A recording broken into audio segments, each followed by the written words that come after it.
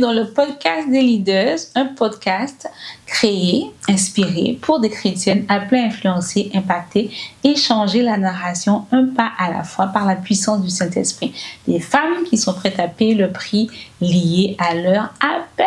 Je suis Mehdi Marinette, la fondatrice de Leaders Chrétiennes, et pendant cette pause imposée par mon corps et le Seigneur, ce dont on a parlé la semaine dernière, je me suis rendu compte, non pas la semaine dernière, il y a 15 jours, je me suis rendu compte qu'on n'avait jamais parlé de l'ADN de la Leaders Chrétienne, parce que c'est important que tu saches quel est l'ADN de la Leaders Chrétienne.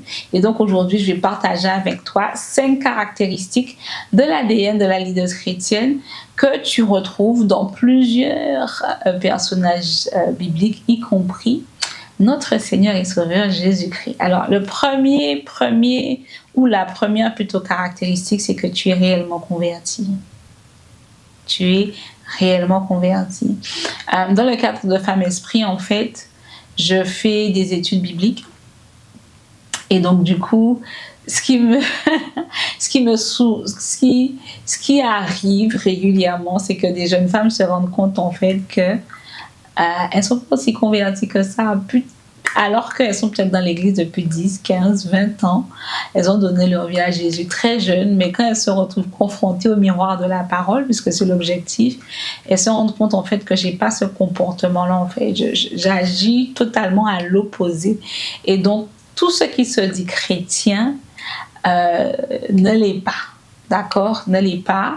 Et on doit pouvoir avoir du discernement là-dessus. En fait, dernièrement, j'ai vu une influenceuse qui organisait des conférences littéralement pour les entrepreneurs chrétiens, des temps de prière, tout un écosystème. Et en fait, elle n'était pas baptisée. Je me suis dit, mais comment tu peux faire des choses pour Dieu? Et la base de la base, en fait, qui signifie ton engagement envers Dieu, qui est de confesser publiquement que tu lui appartiens, de te baptiser, tu ne le vois pas comme quelque chose de nécessaire, en fait, avant de te lancer dans le service. Parce que c'est ça le truc, c'est se lancer dans le service. Servir le peuple de Dieu sans être baptisé, c'est être à l'envers, en fait. Je ne sais pas qu'est-ce que tu en penses. Dis-moi en commentaire ce que tu en penses. Moi, j'ai vu ça, je me suis dit, Donc, quelqu'un peut avoir tous les codes de la chrétienté, mais au plus profond de la personne, Jésus ne règne pas du tout sur le trône de son cœur. Tu peux même être dans le milieu chrétien parce que tu penses que c'est un milieu avec la séduction, avec les bons codes, en répondant aux besoins des gens avant, sans que Dieu t'ait envoyé, parce que ça aussi, il y en a pas mal. Tu te retrouves en fait à faire des choses en fait où le Seigneur t'a pas envoyé, quoi. Tu es là par intérêt. Donc, pour moi, tu n'es pas véritablement converti. Ce sont tes ambitions, tes projets, tes biens. Maman. Il n'est pas Jésus qui est à la base de ton identité. Tu vois? Donc, en fait, la leader chrétienne respecte profondément Dieu, elle est convertie. Et comment on voit que quelqu'un est converti? C'est déjà qu'en fait, la base qui est de donner sa vie à Jésus, de se faire baptiser et de suivre ce que la parole dit, c'est une évidence pour toi. Ensuite, face aux propositions les plus alléchantes, elle est prête à y renoncer, soit parce qu'elle la poussera à pécher contre Dieu, soit parce que le Saint-Esprit a prévu autre chose pour elle, en fait. Dernièrement, je parlais avec un membre de la team parce que j'ai refusé quelque chose en fait qui aurait pu être juteux pour moi financièrement.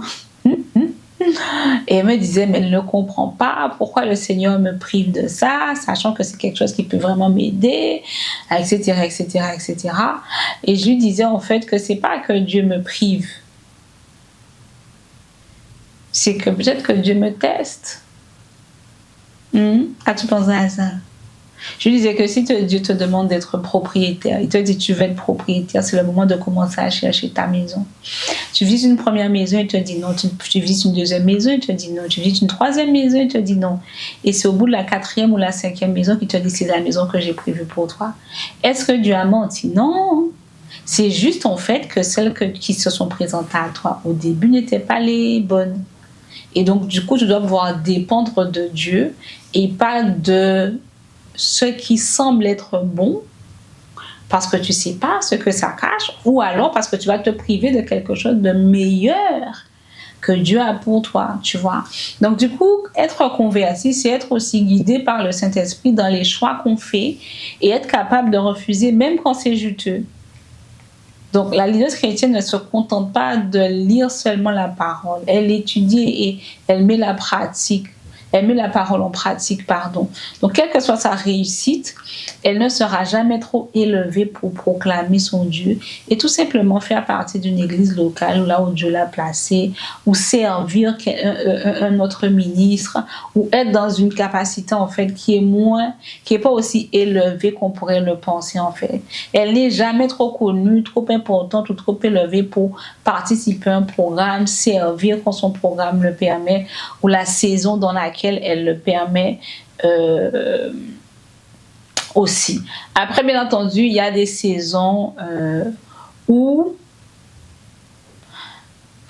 tu n'as pas le temps de servir et ça arrive. Ça arrive. Mais c'est quelque chose que tu dois discerner. Ce n'est pas quelque chose que tu dois choisir délibérément. Parce que moi, j'ai vu des personnes, c'est particulièrement en Afrique anglophone que je vois ça, où il y a des chrétiens, où il y a des, entre guillemets, des célébrités qui vont à l'église le dimanche sans problème, en fait. C'est pas un problème pour eux d'aller à l'église le dimanche. Mais c'est dans la francophonie que j'ai vu depuis que tu as un peu de visibilité. Ah, tu vas plus à l'église, oh. tu vas plus. Donc, la leader chrétienne, en fait, la célébrité, la reconnaissance des hommes, les choses comme ça, en fait, ne l'empêchent pas de rester dans l'église où Dieu l'a plantée. Amen. Donc, elle est également prophétique. Déborah, Joseph, Daniel étaient prophétiques. Et être prophétique, c'est simplement avoir la capacité de discerner la voix de Dieu, discerner son conseil et les stratégies qu'il te demande d'implémenter. Tu vois un peu? Donc, à partir, par exemple, de l'interprétation d'un rêve, Joseph a donné au pharaon une stratégie qui s'étendait sur 14 ans. C'est prophétique, en fait. Daniel, parce qu'il avait choisi Dieu, était 10 fois plus intelligent. Je crois que c'est dans Daniel 2 que tu vois ça. Il était 10 fois plus intelligent que tout le monde et personne ne pouvait remettre en question l'excellence du travail de Daniel, en fait. Déborah, quant à elle, était une prophétesse qui apportait conseil et consolation à toute la nation d'Israël. Donc, ce qu'il faisait, ce n'était pas naturel. Cela ne dépendait pas de leurs compétences, mais découlait de leur capacité à discerner le conseil de Dieu, puis à le mettre en pratique. C'est ça, être prophétique, en fait. Donc, cette intimité avec le Saint-Esprit est ce qui distingue la leader chrétienne des autres. Ses conseils frappent par leur pertinence. Son expertise n'a pas d'égal. Ses résultats sont bluffants, pas à cause de son intelligence ou de son charisme, mais à cause de sa relation avec Dieu. Dernièrement, en fait, le Seigneur m'a demandé d'arrêter une de mes sources de revenus, en fait, pour me concentrer, entre autres choses, par exemple, sur le podcast. Sur le podcast. Donc, j'ai dit, OK. Et en fait, j'ai une personne avec qui je travaillais au niveau de cette source de revenus-là. Elle m'a dit, mais je trouve pas de personnes comme toi, quoi. Ils me montrent ce qu'ils ont fait et tout. Je regarde, c'est pas pareil. C'est pas pareil. Donc, en fait, des fois, ta relation avec Dieu, le Saint-Esprit, en fait, peut te donner des capacités que les autres n'ont pas, même si leur expertise peut être plus importante que la tienne. Parce que pour certaines personnes qu'elle a contactées, c'est des gens qui ont une expertise plus importante que la mienne. Mais ce qui me différenciait, c'était le Saint-Esprit à l'intérieur de moi qui était capable de discerner des choses que les autres ne voient pas spécifiquement, que la personne ne sait pas qu'elle a besoin de ça. Mais quand elle voit que je le mets en place, elle dit c'est exactement ça. Tu vois un peu? C'est ça, en fait, être prophétique en tant que leader chrétienne. Ensuite, le troisième point, en fait, la troisième caractéristique de l'ADN de la leader chrétienne, c'est être une femme de prière. Tu dois être capable de faire des veillées seules, de partir en retraite. Tu dois être capable de faire 2 à 5 heures de prière chaque jour. si le Seigneur te le demande. Ça doit faire partie de ton hygiène de vie, en fait. Il y a des personnes qui sont végétaliennes, toi tu es chrétienne. Hein? Dans Daniel 6, la Bible nous dit quoi? Daniel priait 3 fois par jour en direction de Jérusalem. Et je suis convaincue que ce n'était pas pendant 15 minutes. Cette discipline n'était pas celle de quelqu'un qui a un 9 to 5. Hein?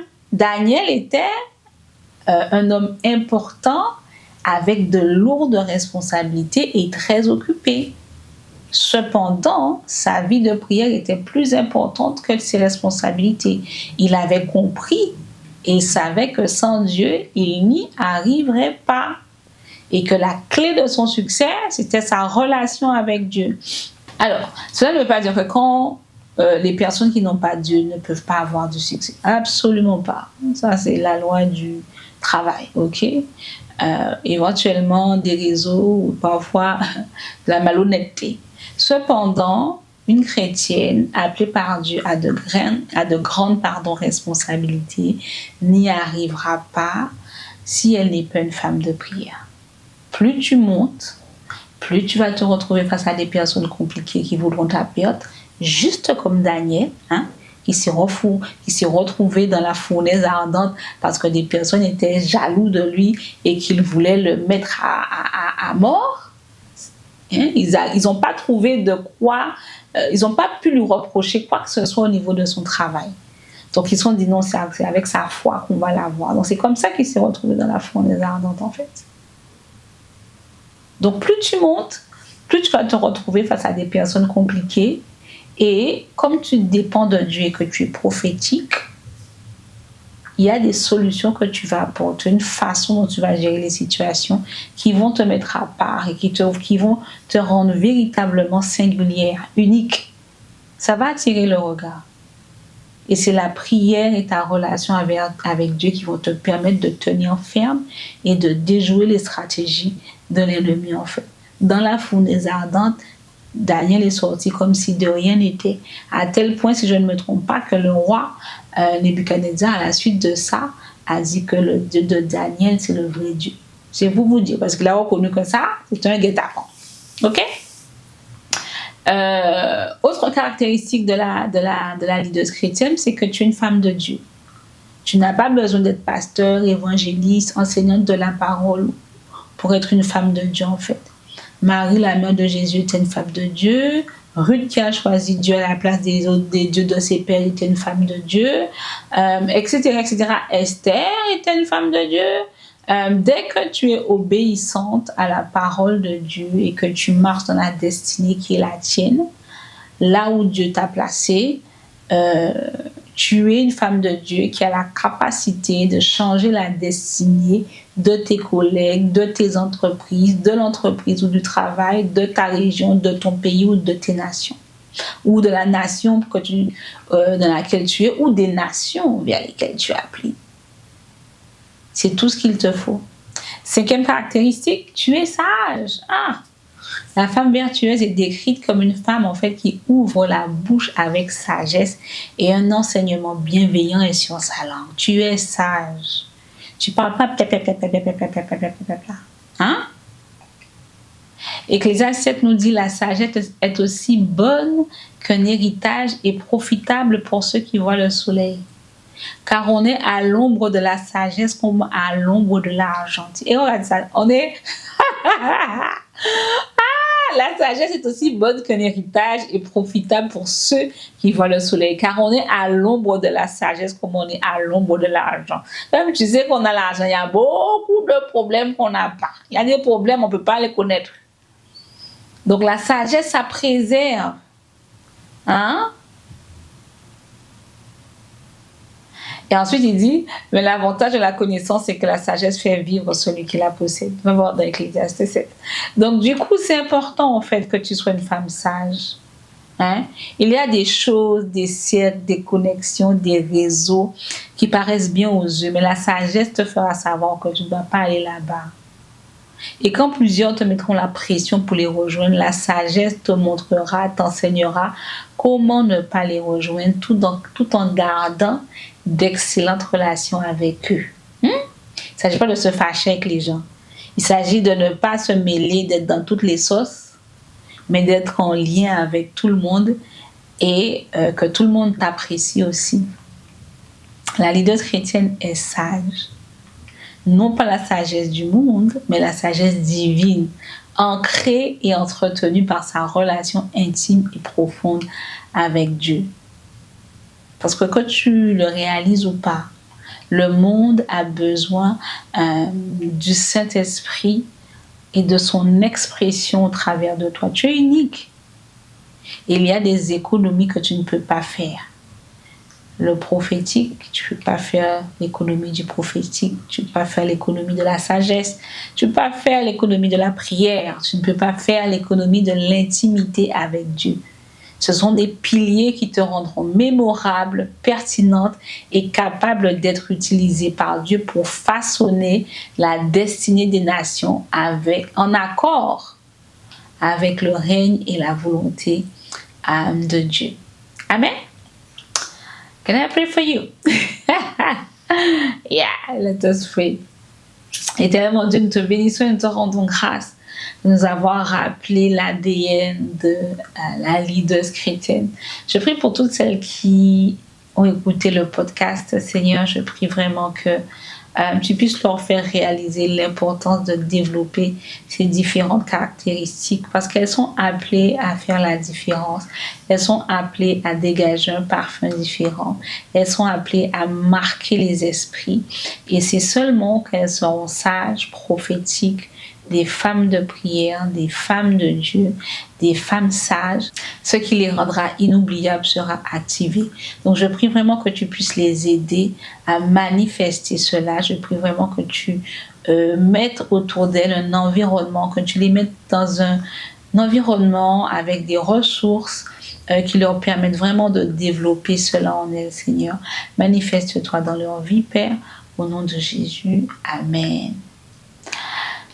Petit rappel, si tu as appelé un ministère, au ministère déjà en dehors des murs de l'église, j'organise une journée sur ce thème où je vais partager avec toi ce que j'ai appris ces 10 dernières années.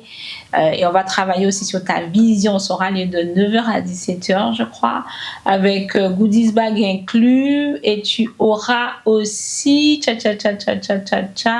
le repas du midi inclus et la pause gourmande de l'après-midi. Donc, du coup, il y a 10 places. C'est un petit comité. Il y a déjà 2 places qui sont parties.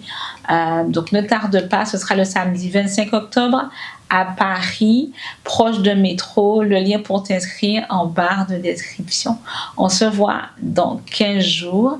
Et la semaine prochaine, sur le blog, on a 7 caractéristiques de la mentalité d'esclave.